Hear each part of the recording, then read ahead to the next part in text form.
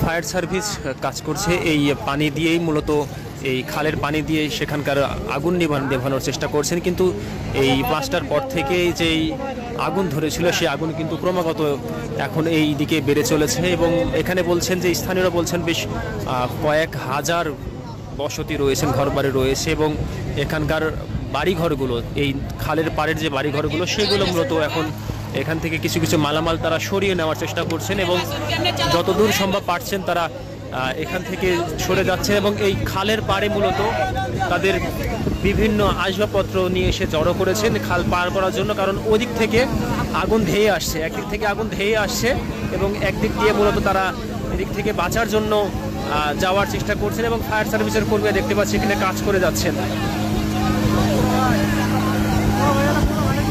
তবে আমরা এখানে খোঁজ নিয়ে জানতে পেরেছি যে এই আগুনে এখন পর্যন্ত কোনো ধরনের হতাহতের খবর আমরা এই মুহূর্তে পাইনি।